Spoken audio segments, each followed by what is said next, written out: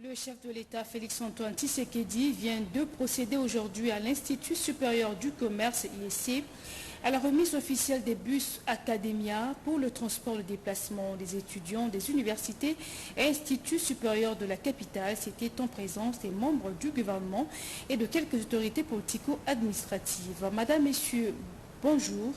Ravi de vous retrouver pour l'actualité sur la télévision nationale congolaise. Bienvenue. La République démocratique du Congo, pays prospère, c'est l'objectif affiché par le président de la République. Félix-Antoine Tshisekedi, au pouvoir depuis janvier 2019, réitère son engagement en faveur de ses projets de développement et du bien-être de la population.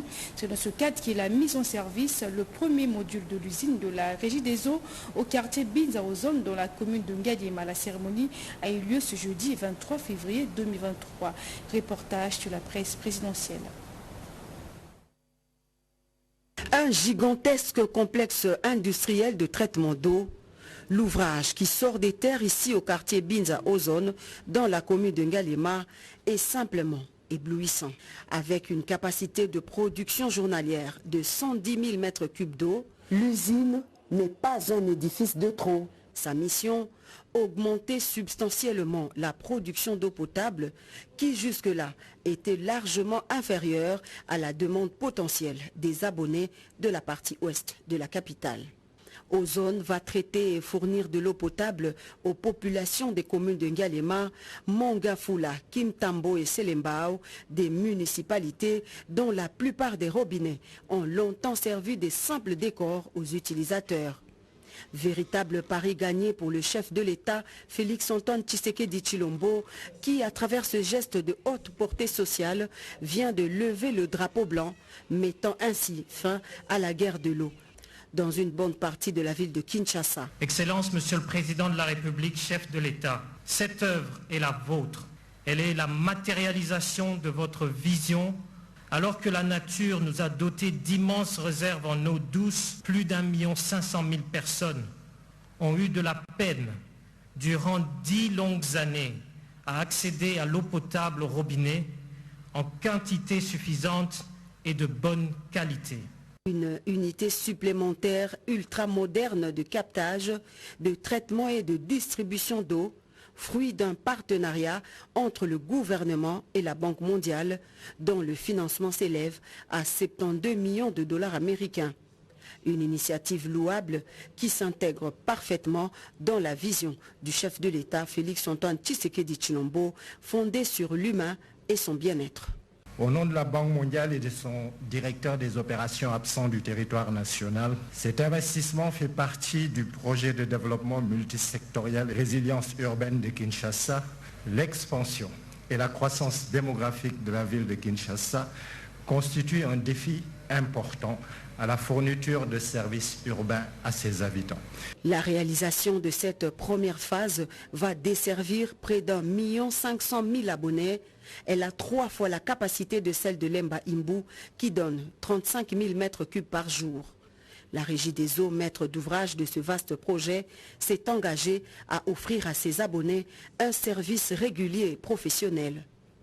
Comme lors de la pose de la première pierre le 23 décembre 2019, le président de la République est revenu personnellement sur ce site pour couper le ruban symbolique de cette nouvelle usine qui vient s'ajouter aux 6 autres existants à travers la ville-province de Kinshasa. Soucieux de relever le défi de l'amélioration du social des populations congolaises à travers des projets à impact social, notamment dans le secteur de l'eau potable, le chef de l'État a promis d'étendre cette politique de desserte en eau potable à l'intérieur du pays dans le cadre du programme de développement des 145 territoires. Justement, avec une capacité de production de 110 000 mètres cubes d'eau par jour, cette usine va desservir plusieurs quartiers de Ngadiema, Selembao, Kintambo et de Mongafula, motif de satisfaction pour la population congolaise. L'activité d'aujourd'hui, on est en train d'inaugurer l'usine de l'ozone. Son impact social il sera énorme. La population de Kinshasa se plaint du manque d'eau. Bientôt, le problème d'eau dans toutes ces régions-là n'existera plus. Cette inauguration, c'est une des grandes réalisations du chef de l'État. Déjà, avec les essais, on continue à fonctionner et on va améliorer au fur et à mesure que nous avançons. C'est comme l'usine de l'Embaïmbo. Un sentiment d'immense joie et surtout que je suis parmi les privilégiés qui vont en bénéficier directement parce que j'habite le quartier. En tout cas, pour moi, je jette beaucoup de fleurs au chef de l'État parce qu'il a vraiment réalisé la promesse faite à la population de Kinshasa. Et c'est aussi l'occasion pour moi d'appeler toute la population quinoise à vraiment saluer cette œuvre grandiose. Le ministre l'a dit, nous devons protéger cette œuvre et en être fiers. Ma réaction, c'est la joie. Aujourd'hui, nous avons de l'eau dans beaucoup de quartiers. Donc pour moi, c'est une joie. Parce que j'ai même mon opératrice de saisie qui me dit que non, maintenant l'eau en abondance dans la salle de bain. Vous voyez que vous étiez habitués à prendre un seau, aller chercher de l'eau très loin dehors et ramener maintenant dans la salle de bain pour vous laver. Dans les quartiers où on doit desservir la population, l'eau c'est 24 heures sur 24. L'essentiel est que les moteurs tournent. En tout cas, bisonyo, sokotonyo, soyozon, yangalie maawa, tomoni mai, en tout cas, to fongoli pena, tomoni mai, esobima, na ba robinet, to sepeli, en tout cas, mokonzamboka, to sengi na yokaka merci, nandenge osili koko misabiso, na ba pasi ya mayo esili biso, en tout cas, to sepeli makasi. To umeli pe vraiment na ba pasi ya mai. Ya mikolo ebele komona bozangi mai bokomi kende koluka na ba source en tout cas mikolo tomoni vraiment ya solo mai penza yeye. Félix-Antoine Tshisekedi a également rendu les derniers hommages ce jeudi à Bernadette Kadima Ngaoula Tshisekedi, décédée depuis le 15 février dernier au centre hospitalier Médecins de Nuit. Bernadette Kadima était l'épouse de son frère aîné Etienne Tshisekedi. Tshisekedi Jean-Pierre René Lobo pour le reportage.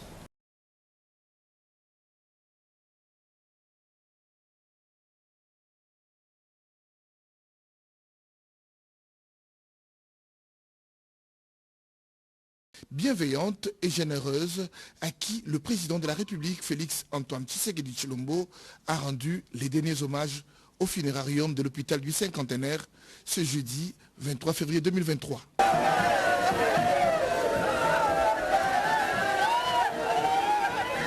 Le couple présidentiel s'est recueilli devant la dépouille de la défunte sous une émotion totale. Après le dépôt de la couronne des fleurs, le chef de l'État, accompagné de la très distinguée première dame, a partagé ces moments de dures épreuves avec toute sa famille biologique. On a noté à ses obsèques la présence du président de la Chambre basse du Parlement, du directeur de cabinet du président de la République, ainsi que quelques membres du gouvernement. Décédée inopinément à 58 ans des suites des malaises le 15 février dernier, Bernadette Kadima Ngaoula Tshisekedi laisse un veuf et 5 enfants. La dépouille de l'illustre disparu a été conduite pour l'inhumation à sa dernière demeure au cimetière du chemin de Paradis dans la commune de Mongafula. Également dans l'actualité, un incendie s'est déclaré à Bounia dans la province de l'Ituri. Une station de service a pris feu à la suite d'un court-circuit, bilan provisoire, des dégâts matériels importants et 5 personnes brûlées. La rédaction française a pu joindre un confrère sur place. Junior Selemani répond depuis Bounia aux questions de Joseph de Oscar Malkaï. Il y a effectivement un incendie qui s'est déclaré ce matin à 7h30 heure locale. Un incendie d'une station-service située à l'entrée de la ville de Bounia. Selon les premières informations recueillies par la police nationale congolaise, il y a des dégâts énormes où on déplore 5 blessés graves, dont 3 blessés. Il y a un véhicule citerne plein de carburant parti à fumer, une voiture et divers biens de valeur calcinée. Voilà au Carman. Est-ce que la ville de Bounia dispose d'un camion anti-incendie pour parer à toute éventualité?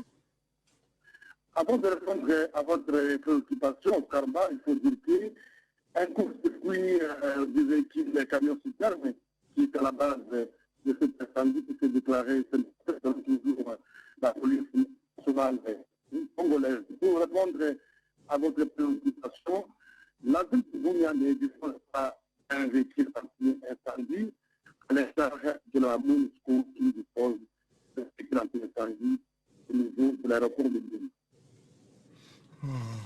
Est-ce que le fait a été maîtrisé? Oui, jusqu'à présent, la situation est déjà maîtrisée. Les blessés ont été acheminés à l'hôpital Salama pour recevoir des soins appropriés. Et la police a dû tirer des tirs à balles réelles pour essayer de maîtriser la foule qui venait tantôt pour piller le bien. Mais pour l'instant, la ville est calme. Merci Junior Selemani. Je rappelle que je vous interrogeais depuis Bunia, chef-lieu de la province de l'Ituri. Merci Oscar Mal. Un autre incendie vient de frapper la ville de Bukavu, dans sa commune d'Ibanda, au quartier Nyelukeba. Au moins 80 familles restent sans abri après ce drame. L'origine reste inconnue. Le bilan provisoire fait état de plus de 30 maisons calcinées. Les faits dans ce reportage.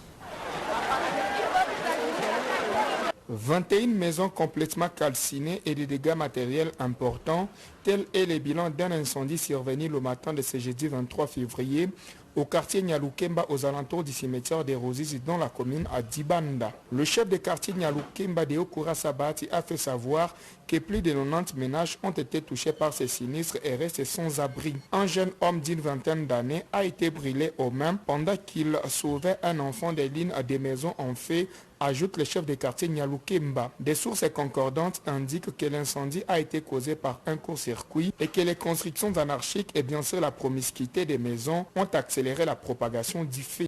Il y a certaines sources qui parlent d'électricité, d'autres qui parlent du braise. À l'urbanisme, de surveiller chaque fois les constructions anarchiques, puisque sans chemin, on ne peut pas savoir aller limiter les dégâts ou sauver les quoi qui reste. Quelques familles ont réussi à sauver quelques biens, mais la majorité a tout perdu. Ce 25 février, Kinshasa va accueillir la conférence des chefs d'État et des gouvernements de la communauté économique des États de l'Afrique centrale. En prélude de ces assises, le Premier ministre Jean-Michel Sama-Lukonde a ouvert jeudi les travaux du Conseil des ministres de cette organisation sur-régionale au fleuve Congo Hôtel. Le point avec Pati Tonouan. A ouvert ses assises, la CEAC, en tant que communauté, ne doit pas rester indifférente face à l'agression d'un État membre. Sa présence à ces conseils ordinaires des ministres témoigne de l'importance que son gouvernement accorde à l'intégration régionale et aux questions liées à la paix et à la sécurité, a renchéri Jean-Michel Sama-Lukonde Kyenge. En effet, ma présence à ce segment du Conseil des ministres de la CEAC témoigne de l'intérêt particulier que le gouvernement de la République démocratique du Congo accorde aussi bien aux questions de l'intégration régionale en tant qu'outil indispensable de croissance et de stabilité politique entre les États, qu'à la paix et la sécurité au niveau de la sous-région. En effet, une année durant, le gouvernement congolais, que j'ai l'honneur de diriger, à travers le ministère de l'intégration régionale et francophonie, s'est engagé sans relâche à accompagner la mandature de son Excellence Félix Antoine Tshisekedi Tshilombo à la tête de la CEAC. C'est donc avec un grand intérêt que je devais suivre non seulement la situation sécuritaire dans la sous-région, mais aussi le déroulement régulier de toutes les réunions de la CEAC, au cours desquelles des recommandations pertinentes ont été formulées au bénéfice des populations afro-centraliennes. Didier Manzenga, ministre de l'intégration régionale, est revenu sur les différents points à aborder lors de cette réunion, parmi lesquels l'examen de la situation politique et sécuritaire en Afrique centrale. L'examen minutieux de toutes ces matières nous permettra de formuler de pertinentes recommandations à la conférence des chefs d'État et du gouvernement de la CEAC. Outre cette question sécuritaire, cette rencontre ordinaire des ministres de la communauté économique des États d'Afrique centrale va également traiter d'autres questions importantes de la région. Denikadi Makazadi, président de la Commission électorale nationale indépendante, a effectué ce matin la ronde dans quelques centres d'inscription et d'enrôlement des électeurs situés dans les écoles de la commune de Matete, encore ouverts au public pour les requérants ayant obtenu des jetons. Le numéro 1 de la centrale électorale a pu constater qu'il n'y a plus de requérants en quête de carte d'électeur. Faute de demandeurs, l'activité du personnel commis à la tâche se résume au ramassage des divers plis.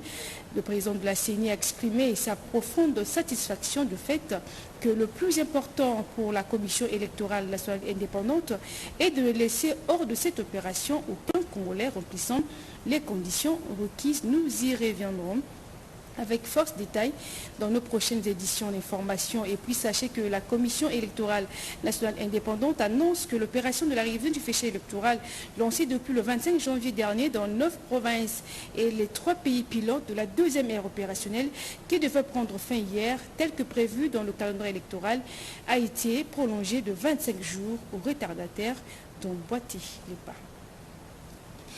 Le territoire de Miabi, dans la province du Kasaï oriental, honoré par la visite du secrétaire général de l'UDPS, Augustin Kabouya, pour sensibiliser les populations sur le processus électoral. On en parle avec Alain Bikaï. Le territoire de Miabi s'est mobilisé massivement pour accueillir son digne fils Augustin Kabouya en mission de sensibilisation sur les enjeux électoraux de l'heure au Kasaï oriental. À l'entrée de son territoire, le cortège du numéro 1 de l'UDPS a été stoppé par une marée humaine. Respectueux de loi, Augustin Kabouya s'est fait accompagner de cette foultitude des personnes pour qu'il aille accomplir son devoir civique. Sous une escorte monstre des habitants de Miabi, le secrétaire général s'est rendu dans le centre situé dans l'école Kabamba Mukola de Miabi pour se faire enrôler. Après avoir rempli toutes les formalités d'usage, Augustin Kabouya a obtenu sa carte d'électeur. Nous ne pouvons pas prétendre donner une majorité au chef de l'État si nous ne passons pas par la première étape, l'obtention de la carte d'électeur. Peut-être les gens peuvent se poser des questions. Comment lui qui habite Kinshasa est venu faire son enrôlement ici dans son territoire. Et je dois prouver à la face du monde que je suis responsable d'un grand parti politique. Même chez moi, tout le monde est membre de l'UDPS. Ma base ne voulait même pas que je me déplace. Ma base voulait que la CENI vienne vers moi. Moi, j'ai dit non. Je dois être respectueux de la loi du pays qui demande à tout Congolais de se diriger vers les centres d'enrôlement pour obtenir sa carte d'électeur. Pour lier la parole à l'acte, Augustin Kabouya était devant la base de son parti, à côté du bâtiment administratif de Miabi, pour sensibiliser ses frères et sœurs sur un enrôlement massif. Le premier vice-président de l'Internationale socialiste a appelé au calme et condamné les actes de violence du 7 février dans la cité de Boya suite au conflit coutumier.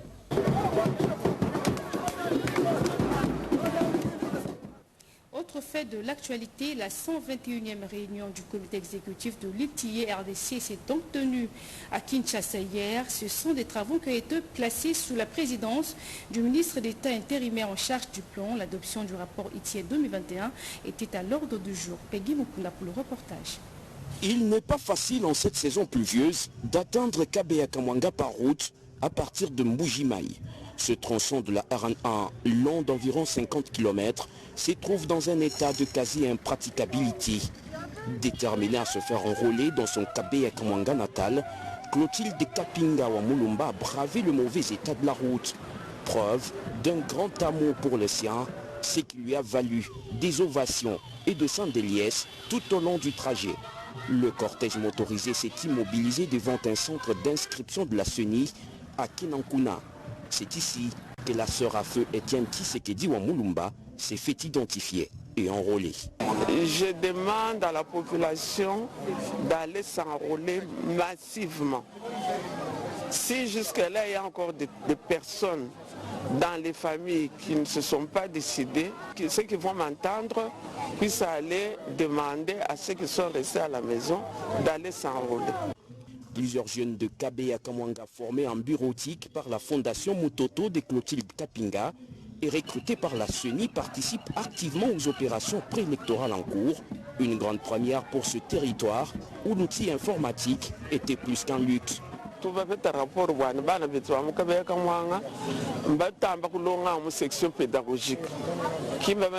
On nous disait que les jeunes de Kabeya Kamwanga ne faisaient que la section pédagogique et qu'ils ne savaient pas manipuler l'ordinateur. Avec ce handicap, la CENI ne pouvait pas le recruter. Voilà pourquoi nous avons créé ce centre de formation.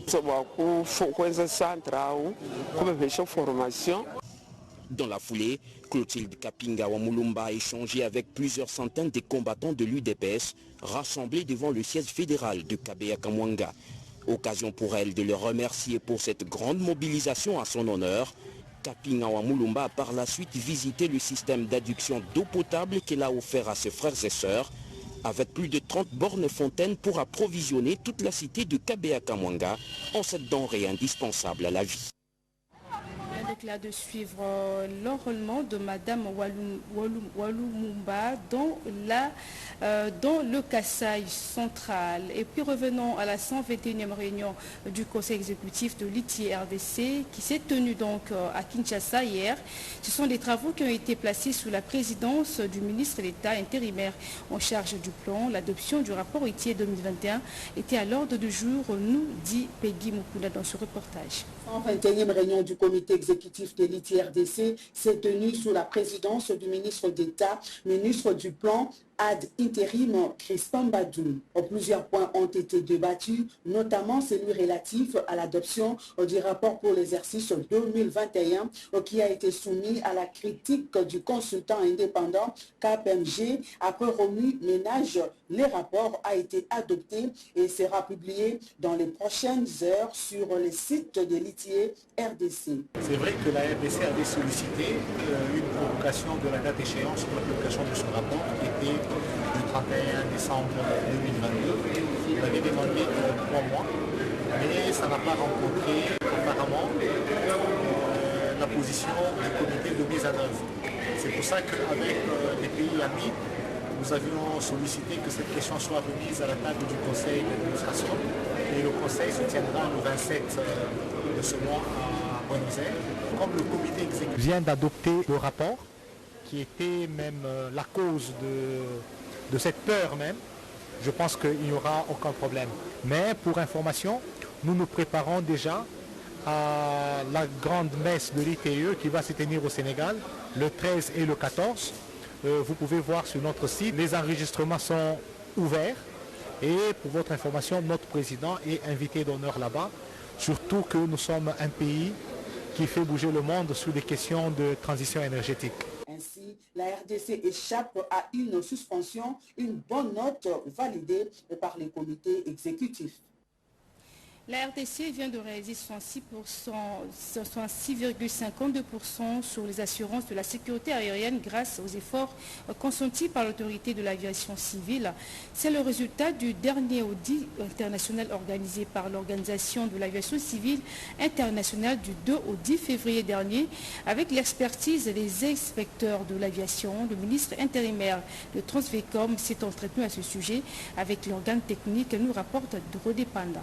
Mission d'audit sous la supervision de la sécurité aérienne USOAP, une méthode de surveillance continue a été organisée en République démocratique du Congo en septembre 2022. Elle consistait d'abord à auditer 6 domaines sur le total de 8 et évaluer la capacité de la RDC dans la mise en œuvre des normes et pratiques internationales en matière de l'aviation civile et assurer efficacement la sûreté aérienne. Les 2 autres domaines viennent d'être audités et complétés en ce mois de février courant par les inspecteurs de l'OACI. Motif de satisfaction pour le directeur général de l'autorité de l'aviation civile AAC, Jean Tchumba Punga, qui en son temps avait souhaité l'audit par l'OACI en toute urgence sur les 2 derniers domaines, à savoir le service de navigation aérienne et les enquêtes sur les accidents et incidents d'aviation civile examinés du 2 au 10 février 2023.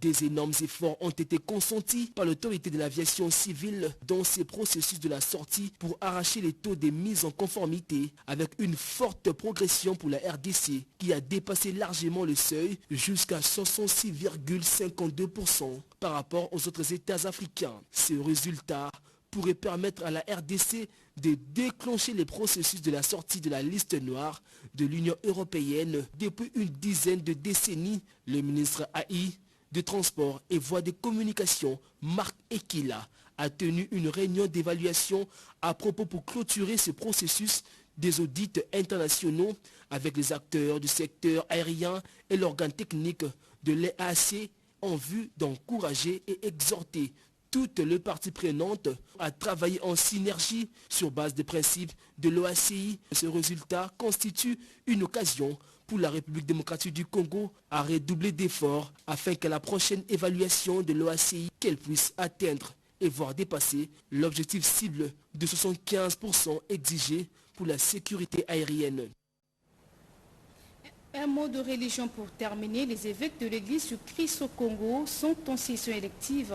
Ces travaux prendront fin ce dimanche. À cette occasion, le numéro 1 de cette église a invité les participants à prier pour la paix en cette période où l'Est du pays est en proie de guerre. Anastasie Doum.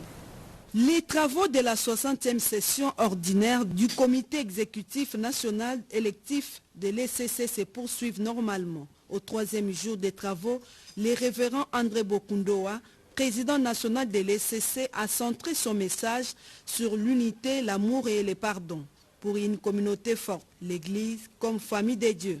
Et comprend 3 sections, à savoir la vie de l'Église, la situation du pays, les suggestions.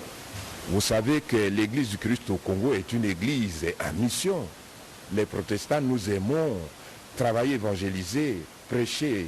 Et aujourd'hui, les réalités de notre pays exigent qu'il y ait, dans la proclamation de l'Évangile, les actions sociales qui y accompagnent, comme il se doit, et que nous nous sentions tous créés à l'image, à la ressemblance de Dieu, comme étant des humains.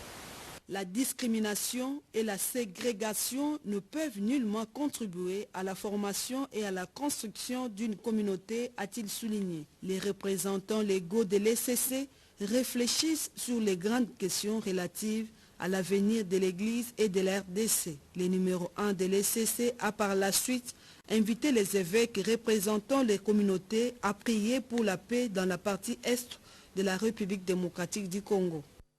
Fin de ce journal réalisé par Mustapha Obio, Papingui Namao. Merci de votre fidélité. Excellent bon après-midi chez vous. À demain.